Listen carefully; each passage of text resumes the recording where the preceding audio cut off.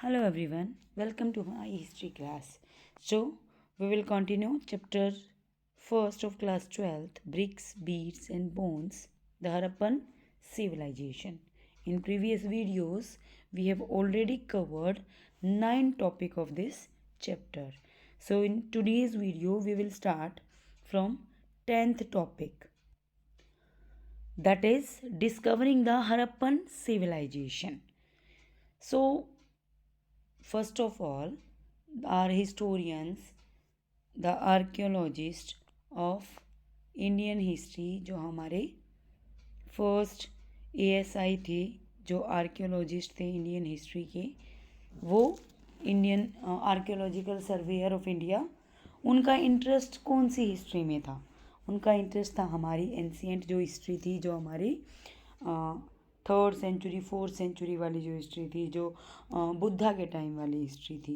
They were not aware earlier, they were not aware कि इतनी पुरानी कोई सिविलाइजेशन भी थी.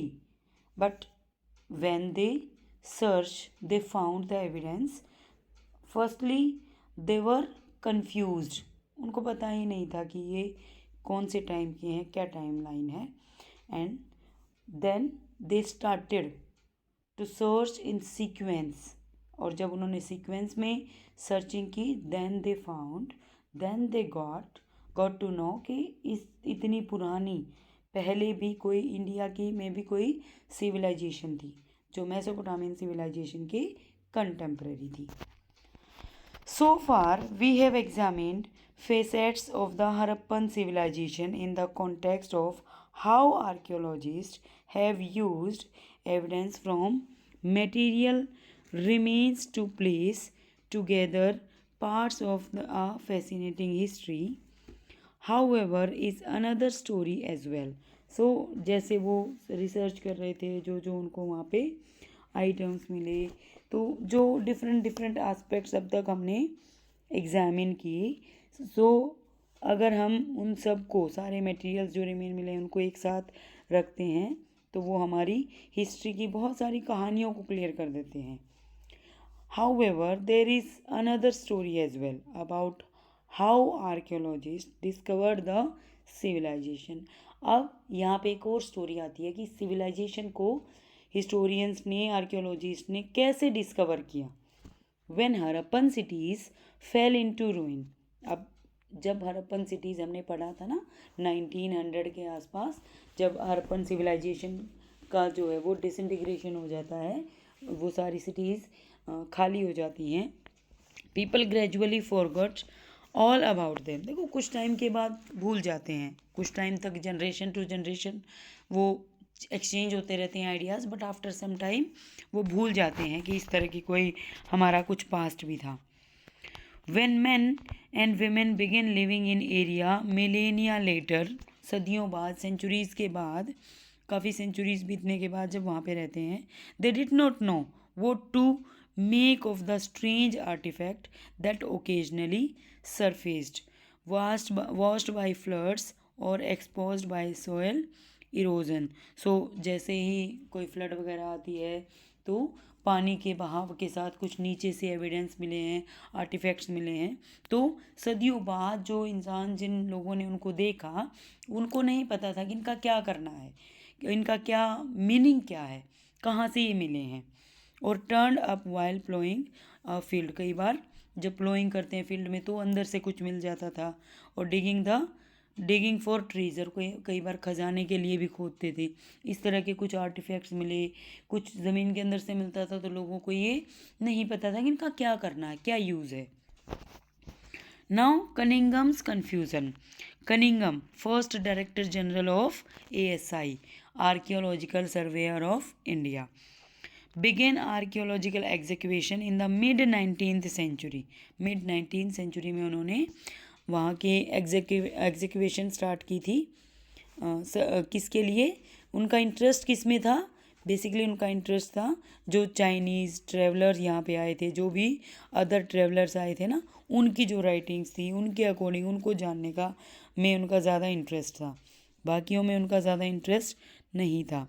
सो जब वो mid it means near about 1940s 50s 60s में जब उन्होंने स्टार्टिंग में वहाँ पे सर्वेइंग स्टार्ट की। सॉरी 19th की बात हो रही है, mid 19th century, it means 1850s 1860s। Archaeologists preferred to use the written word, text and inscriptions. So archaeologist जो हैं वो किसे ज़्यादा यूज़ करते हैं, इंस्क्रिप्शंस और टेक्स्ट जो हैं। और एज वी नो कि हमारी जो हड़प्पन सिविलाइजेशन है उसके जो टेक्स्ट हैं वो अब तक डिसाइफर नहीं हुए हैं। As a guide to investigation, in fact Cunningham's main interest was in archaeology of early historic sixth century BC से 4th सेंचुरी CE तक का जो टाइम था। द लेटर पीरियड, बाद वाला जो या फिर उसके बाद वाला पीरियड था।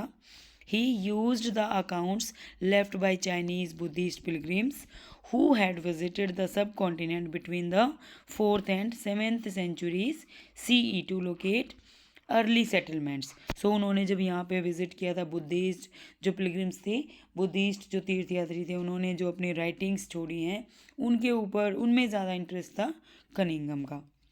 Cunningham also collected, documented and translated inscriptions found during his surveys. So उसने जो भी जिस तरह के जो भी ट्रांसलेटेड इंस्क्रिप्शन मिले उसके सर्वे के टाइम पे उन सबको उसने कलेक्ट किया। When he excavated sites, he tended to recover artifacts that he thought had cultural value. तो उसके जो आर्टिफैक्ट्स वहाँ से मिले तो उसे लगा कि इनकी कोई कल्चरल वैल्यू है। A site like Harappa, which was not part of the itinerary of the Chinese pilgrims। अगर हम हड़प्पा की बात करें तो वो उनसे रिलेटेड नहीं था, जो चाइनीज के जो विजिटर्स थे उनके जो उन्होंने जो विजिट किया था, उनकी जो ट्रैवलिंग्स थी उनसे रिलेटेड नहीं था ये। And was not known as an early historic city, और उससे पहले ये भी नहीं पता था कि यहाँ पे इस तरह की कोई पुरानी सिविलाइजेशन थी। Did not fit very neatly with in his framework of investigation, कहीं भी ये फिट नहीं हो रही थी कि ये आर्टिफैक्ट्स हैं कब के। So although Harappan artefacts were found fairly often during the 19th century and some of these reached Cunningham, बहुत सारे आर्टिफैक्ट्स मिले भी और कुछ उसमें से कनिंगम के पास भी पहुँचे। He did not realise how old these were, उसने उनको ये आइडियाज़ ही नहीं था कि ये कितने पुराने होंगे, कब के होंगे। A Harappan seal was given to Cunningham by an English man. He noted the object but unsuccessfully tried to place it within the time frame with which he was familiar। उसने उस इंग्लिश मैन ने उनको एक Harappan seal दी। उन्होंने उस object को देखा but वो समझ ही नहीं पाए कि ये कब का है, कौन से टाइम लाइन का है, और जो एग्जीक्यूशन उस टाइम पे चल रही थी उन्होंने उनके साथ ही उसको रख दिया, उस सील को। This was because he like many others thought that Indian history began with the first cities in Ganga valley. Next chapter में हम पढ़ेंगे जो हमारे फर्स्ट किंगडम्स वगैरह थे, फर्स्ट एम्पायर जो थे उनके बारे में। सो उनका जो अकॉर्डिंग टू हिम उनको जस्ट यही पता था कि यहाँ से ही इंडिया इस सब कॉन्टिनेंट में लाइफ था स्टार्ट हुई थी, सिटीज़ यहाँ पे ही डेवलप हुई थी। Given he specific focus, it is not surprising that he missed the significance of Harappa. तो जो उनको आइडिया लगा तो ये इतनी सरप्राइजिंग बात नहीं है कि हड़प्पा था कहाँ, क्या सिग्निफिकेंस थे हड़प्पा के। अ न्यू ओल्ड सिविलाइजेशन, अब एक नई डिस्कवर हुई पुरानी, न्यू ओल्ड, अब नई सिविलाइजेशन जो अभी अभी डिस्कवर हुई है। Subsequently, seals were discovered at Harappa by archaeologists such as Dayaram Sahni in the early decades of the 20th century, early decades 1910 1920। और अगर हम एक्चुअल डेट की बात करें तो हड़प्पा जो है वो 1921 में डिस्कवर्ड हुआ था, दयाराम साहनी ने उसे डिस्कवर किया था। In layers that were definitely much older than early historic level. Execution कैसे होती है, लेयर टू लेयर, और अगर हम लेयर्स की बात करें तो हो सकता है कि उससे भी पहले की कोई हिस्टोरिकल लेवल्स होंगे। It was then that their significance began to be realise. अब उनको ये रियलाइज़ हुआ कि यहाँ पे भी कुछ पुरानी सिटीज़ के एविडेंस हैं। Another archaeologist Rakhal Das Banerjee found similar seals at Mohenjodaro, leading to the conjecture that these sites were part of a single archaeological culture. So same seal अगर जब उनको मोहनजोदारो में मिली, जो मोहनजोदारो जो है वो किसने सबसे पहले डिस्कवर की थी?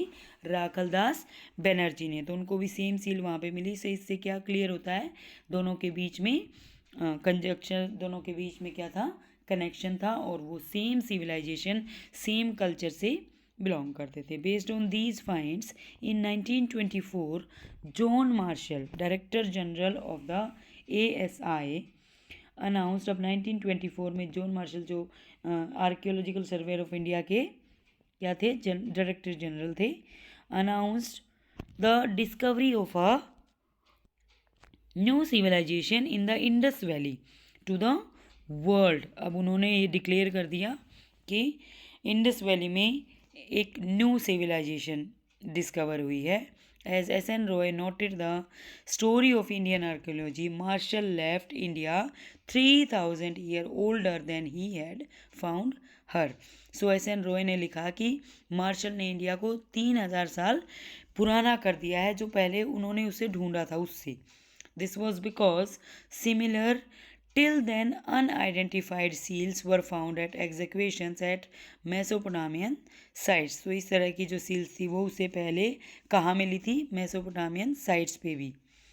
It was then that the world knew not only of a new civilization but also of one contemporaneous with Mesopotamia. तो किसकी कंटेम्प्रेरी थी ये? मेसोपोटामिया की। ये भी क्लियर हुआ कि ये पुरानी ओल्डेस्ट सिविलाइजेशन थी इंडिया की, और ये भी क्लियर हुआ कि ये किसकी कंटेम्प्रेरी थी? मेसोपोटामियन सिविलाइजेशन की। In fact John Marshall's stint as director general of the ASI marked a major change in Indian archaeology. So definitely अब उन्होंने जो न्यू एविडेंस डिस्कवर किए हैं उससे इंडियन आर्कियोलॉजी में एक बहुत चेंज आ गया, बहुत बड़ा चेंज आया। He was the first professional archaeologist to work in India and brought his experience of working in Greece and Crete to the field. So अब उन्होंने यहाँ से जो वर्किंग एक्सपीरियंस लिया उस एक्सपीरियंस को कहाँ लेके गए? ग्रीस, और कहाँ पे? अदर फील्ड एरियाज़ में उसको उन्होंने क्या किया? एक्सपीरियंस किया, इम्प्लीमेंट किया। More importantly though like Cunningham he too was interested in spectacular finds. जो वहाँ पे स्पेक्टेकुलर, जो लॉयल, जो बड़े बड़े फाइंड्स जो मिले थे, जो वैल्यूड थे, बहुत ज़्यादा वैल्यू वाले।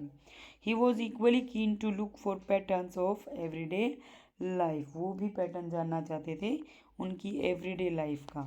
Martial tended to execute along regular horizontal units measured uniformly throughout the mound. तो वो कैसे एग्जीक्यूट कर रहे थे?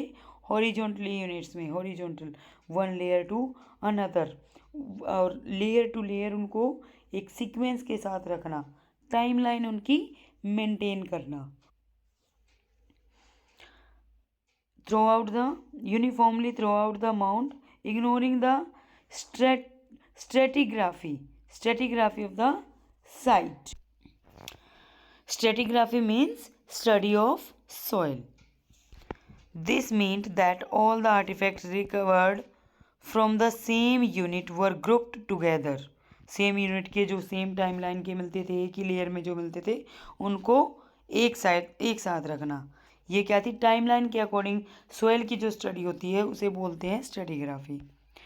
Even if they were found at different stratigraphic layers, as a result valuable information about the context of these find was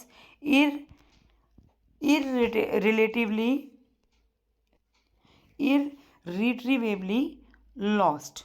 retrieve क्या करना होता है? रिट्रीव करना, उसको, उसकी नॉलेज को पाना। तो अगर हम उनको ऐसे ही लेयर टू लेयर सीक्वेंस में नहीं रखेंगे तो उनका जो टाइम लाइन है वो हम नहीं आइडेंटिफाई कर पाएंगे। टाइमलाइन को कब आइडेंटिफाई करेंगे? जब हम उनको सीक्वेंस में रखेंगे। एक लेयर में जितने भी आर्टिफैक्ट मिले हैं उनको लेबल करके एक जगह रख दिया, दूसरी लेयर वालों को उनको लेबल करके अलग साइड पे रख दिया। तो इससे क्या होगा, उनका टाइमलाइन और उससे लाइफस्टाइल का, उनके रहन सहन का, उनके डेली लाइफ के बारे में डीप में स्टडी करना हिस्टोरियंस के लिए उनकी लाइफ को रिकंस्ट्रक्ट करना ईजी हो जाएगा। See this source. No, this is not source, but about the sites, mound and layers. Archaeological sites are formed through the production, use and discarding of materials and structures. So उनकी जो sites होती हैं वहाँ पे क्या क्या करते हैं वो, डिस्कार्डिंग मटेरियल्स पड़े होते हैं, स्ट्रक्चर्स जो वहाँ पे बचा हुआ जो भी सामान होता है वो होती हैं archaeological sites. When people continue to live in the same place, their constant use and reuse of the landscape results in the build-up of occupational debris. So जब वहाँ पे कोई रहता है तो उनकी कुछ आर्टिफैक्ट्स, उनकी ऑक्यूपेशनल जो वो ऑक्यूपेशन करते हैं, डेब्रीज क्या होता है, जो बचा हुआ रिमेन्स होते हैं वो वहाँ पे मिलेंगे। कॉल्ड अ माउंट, उसे क्या बोलते हैं, एक माउंट बोलते हैं। Brief or permanent abandonment results in alteration of the landscape by wind or water activity and erosion. So अगर हम कहें कि एब्डोनमेंट खाली हो जाना, मे भी हो सकता है कि वहाँ पे क्लाइमेट का चेंज हो जाना, वाटर एक्टिविटी या इरोजन की वजह से वहाँ पे एब्डोनमेंट हो गई होगी। Occupations are detected by traces of ancient materials found in layers. Definitely जो वहाँ पे लेयर्स में जिस भी तरह के आर्टिफैक्ट्स मिलेंगे या कोई अदर लाइक मान लो फर्नीचर का कुछ मिलेगा तो डेफिनेटली वो फर्नीचर वगैरह कारपेंटर का काम करते होंगे। तो इस तरह जो भी एविडेंस मिले हैं उससे क्या पता चलता है कि किस तरह की ऑक्यूपेशन होती थी। which differ from one another in color, texture and the artifact that are found in them. देखो हर तरह के अलग अलग जगह पे अलग अलग तरह के आर्टिफैक्ट्स मिले हैं। एब्डोनमेंट और desertion, what are called sterile layers, can be identified by the absence of such traces. हो सकता है कि जो डिजर्शन जिनको जो उन जगह पे छोड़ के चले गए हैं, हो सकता है कि उनमें इस तरह के जो आर्टिफैक्ट्स हैं, इस तरह के जो एविडेंस हैं वो कम मिलें। Generally, the lowest layer are the oldest and the highest are the most recent. Definitely यही होगा, जितना हम डीप में जाएंगे उतनी ही वो पुरानी लेयर होगी। तो जितना हम नीचे जा रहे हैं लोवेस्ट जो होती है वो पुरानी होती है। The study of these layers is called stratigraphy. In layers की जो सॉइल की जो ये स्टडी होती है ना, लेयर टू लेयर, उसी को बोलते हैं stratigraphy. Artefacts found in layers can be assigned to specific cultural periods and can thus provide the cultural sequence for a site. उनको पर्टिकुलरली वही लेबल करेंगे और एक साइड रखते जाएंगे लेयर टू लेयर, और जिसकी वजह से उससे हम क्या कर सकेंगे, उनको लेयर प्रोवाइड कर सकेंगे। Next one is new technique and questions. It was R.E.M. Wheeler, after he took over as Director General of the ASI in 1944. John Marshall के बाद अब कौन आते हैं, R.E.M. Wheeler 1944 में, who rectified this problem. Wheeler recognized that it was necessary to follow the stratigraphy of the mound rather than dig mechanically along uniform horizontal lines. So उन्होंने कहा कि हम स्ट्रेटिग्राफी को फॉलो करें, बट ऐसे ही horizontal lines को uniformly एक साथ उनको इकट्ठा खोदते रहें तो उनसे हमें कुछ भी क्लियर नहीं होगा। लेयर टू लेयर जब हम उनको डिस्कवर करेंगे then only it is possible. Moreover as an ex army brigadier, कौन थे ex army brigadier, R.E.M. Wheeler. He brought with him a military precision to the practice of archaeology. Precision क्या होता है, purity, work की जो एक pure work जो होता है। सो आर्मी पर्सन जो होते हैं definitely we all know rule regulation के होते हैं एंड अपना वर्क जो है वो ऑनेस्टली करते हैं। The frontiers of the Harappan civilization have little or no connection with present day national boundaries.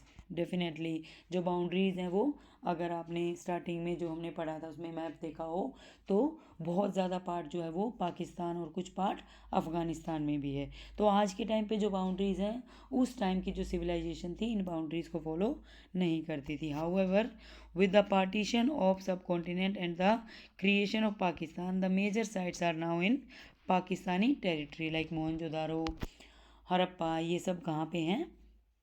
Pakistani territory में, पाकिस्तान में। This had spurred Indian archaeologist to try and locate site in India. इसकी वजह से वो क्या होते हैं, ज़्यादा प्रोवोक होते हैं, ज़्यादा उकसाया जाता है। वहाँ पे बहुत ज़्यादा साइट मिली, वहाँ पे जो साइट मिली उसके बाद इंडियन जो हैं उनको आफ्टर पार्टीशन उनको ये लगा कि हमें भी यहाँ पे स्टडी करनी चाहिए, रिसर्च करनी चाहिए। दिस हैड्सबर्ड ओके उन्होंने प्रोवोक किया। An extensive survey in Kutch has revealed a number of Harappan settlement and exploration in Punjab and Haryana have added to the list of Harappan sites. तो हमें पता है कि कच्छ गुजरात में अगर हम बात करें तो नागेश्वर, ढोलावीरा, इस तरह की ये लोथल, ये सारी साइट कहाँ पे हैं? गुजरात में। उसके बाद अगर हरियाणा की बात करें तो बनावली, राखीगढ़ी, ये सब कहाँ पे हैं? हरियाणा में। Added to the list of Haryana, while Kalibangan, Lothal, Rakhigarhi, and most recently Dholavira have been discovered, explored, and excavated as part of these efforts. So इन्हें जब ये एफर्ट किए गए, जब उनको ये लगा कि पाकिस्तान में तो बहुत ज़्यादा साइट्स हैं, हमें भी इसके बारे में डिस्कवरी करनी चाहिए, इसे जानना चाहिए, तो डिस्कवरी के बाद ये साइट्स जो हैं डिस्कवर की गई। Over the decades, new issues have assumed importance. Where some archaeologists are often keen to obtain a cultural sequence, others try to understand the logic underlying the location of specific sites. अब definitely कुछ उनकी study में sequence वगैरह देख रहे थे कि cultural sequence कहाँ से कहाँ तक है, कुछ ये सोच रहे थे कि ये लोकेशन डिसाइड कैसे की गई। तो इन लोकेशन को सर्च कर रहे थे कि कौन कौन सी लोकेशन किस से किस लोकेशन का क्या कनेक्शन था। They also grapple with the wealth of artifacts, trying to figure out the functions these may have served. So वो कोशिश कर रहे थे ढूंढने की, सर्च कर रहे थे कि इन आर्टिफैक्ट्स का क्या यूज़ था, इसको इसके बारे में, ये जो आर्टिफैक्ट्स की जो वेल्थ है ये क्यों इतनी ज़्यादा इकट्ठी की हुई है, इतने आर्टिफैक्ट्स थे क्यों, इसका क्या यूज़ होता था, क्या फंक्शन था। Since the 1980s, there has also been growing international interest in Harappan archaeology. International, other outsider also took interest in this archaeology. Specialists from the subcontinent and abroad have been jointly working at both Harappa and Mohenjo-daro. So abroad में जो other countries थी वो भी मोहनजोदारो और हड़प्पा में study करती हैं, research पे को ज्वाइन करती हैं। They also using modern scientific technique including surface exploration to recover traces of clay, stone, metal and plant and animal remains as well as to minutely analyze every scrap of available evidence. So new techniques का use किया गया, उससे timeline को clear किया गया, उसको identify किया गया, हर तरह की क्ले की स्टडी की गई और जितने भी छोटे छोटे एविडेंस थे सब कुछ को, हर एक बिल्कुल स्मॉल आर्टिफैक्ट्स जो थे उनकी रिसर्च की गई। These exploration promise to yield interesting results in the future.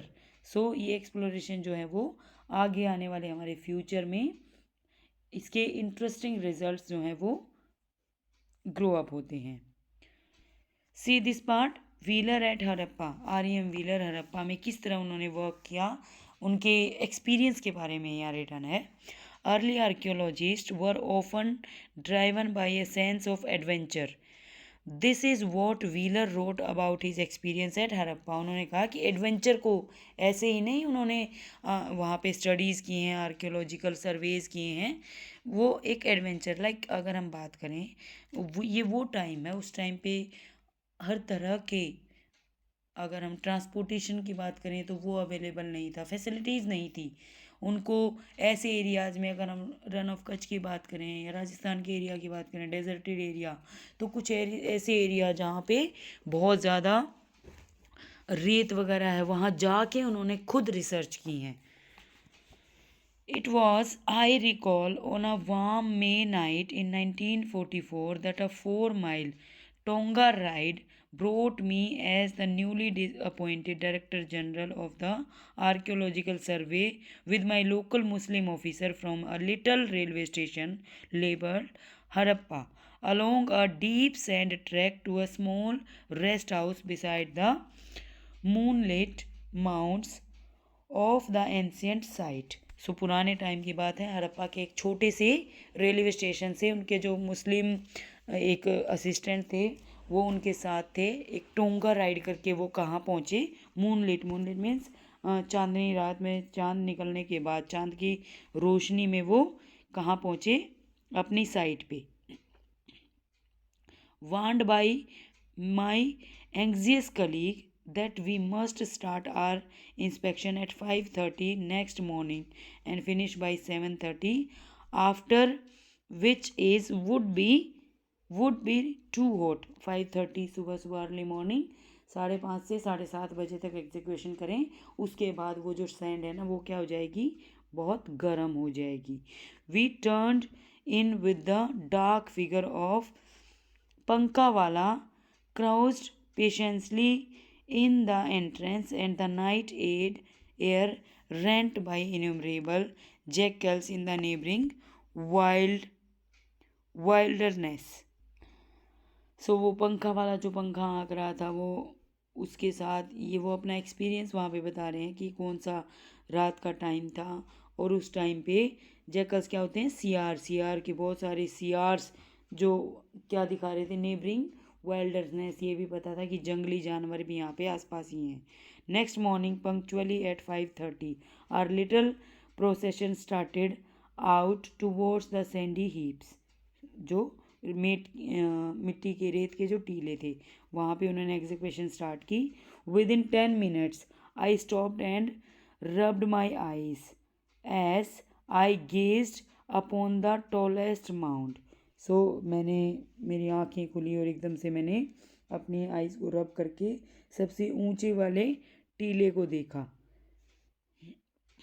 Scarcely trusting my vision, 6 hours later my embarrassed staff and I were still toiling with picks and knives under the blazing sun. सो उस sunlight में 6 घंटे तक हम वहाँ लगे रहे, और छोटी छोटी नाइफ्स के साथ, मीन्स सिंगल जो है वो लेयर टू लेयर हम वहाँ पे एग्जीक्यूट करते रहे, उसको खोदते रहे।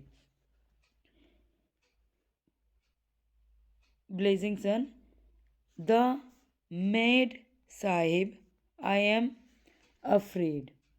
सो मेड साहिब, वो जो उनके ऑफिसर्स थे वो क्या कहते हैं कि हम अब डर गए हैं। सेटिंग अ रिलेंटलेस पेस, यहाँ पे अब इसमें सेट होने का, यहाँ पे रह के, यहाँ पे ये खुदाई करके अब हम क्या हो गए हैं, बिल्कुल थक चुके हैं। सो ये उनका एक एग्जाम्पल उन्होंने दिया है, एक्सपीरियंस के बारे में उन्होंने बताया है कि किस तरह उन्होंने वहाँ पे फेस किया, कैसे वो वहाँ पे रात को पहुँचे, और कैसे गर्मी होते हुए भी वो वहाँ पे क्या कर रहे थे, एग्जीक्यूशन कर रहे थे।